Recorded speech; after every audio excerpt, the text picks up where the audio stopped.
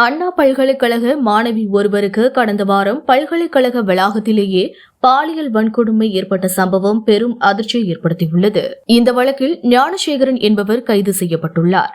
இதில் வேறு யாருக்கும் தொடர்பு இருக்கிறதா என்பதை காவல்துறையினர் விசாரணை செய்து வருகின்றனர். மாணவி பாலியல் வன்கொடுமை வழக்கை தேசிய மகளிர் ஆணையமும் விசாரணை மேற்கொண்டு வருகிறது.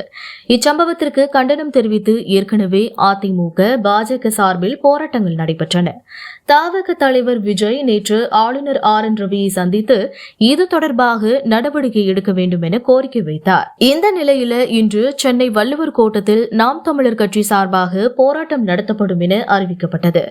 இதற்காக நாம் தமிழர் கட்சி சார்பில் காவல்துறையினரிடம் அனுமதி கடிதம் கொடுக்கப்பட்டது. நாளை புத்தாண்டு என்பதால் பாதுகாப்பு பணிக்கு போதிய காவலர்கள் இல்லை என்பன உள்ளிட்ட சில காரணங்களை குறிப்பிட்டு இன்று போராட்டம் நடத்த அனுமதி மறுக்கப்பட்டதாக தெரிகிறது.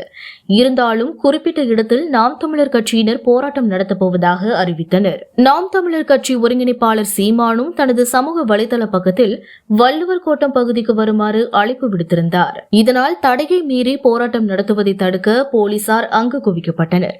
பின்னர் அங்கு வந்த நாம் தமிழர் கட்சியினரை காவல்துறையினர் கைது செய்து போலீஸ் வாகனத்தில் ஏற்றினர். அவர்கள் தனியார் மண்டபத்தில் அடைத்து வைக்கப்பட உள்ளனர் என கூறப்படுகிறது. கட்சி நிர்வாகி ஒருவரது இறப்பிற்கு சென்றுவிட்டு நாம் தமிழர் கட்சி ஒருங்கிணைப்பாளர் சீமானும் தற்போது வள்ளுவர் கூட்டத்திற்கு வந்தார்.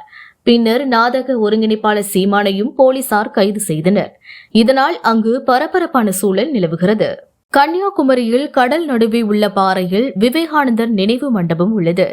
இதன் அருகே உள்ள மற்றொரு பாறையில் திருவள்ளுவருக்கு 133 அடி உயர சிலை அமைக்கப்பட்டுள்ளது. கடந்த 2000 ஆண்டு ஜனவரி 1ஆம் தேதி இந்த சிலையை அப்போதைய முதல்வர் மறைந்த கருணாநிதி திறந்து வைத்தார். திருவள்ளுவர் சிலை நிறுவி வரும் 1ஆம் தேதியுடன் 25 ஆண்டுகள் நிறைவடைகின்றன.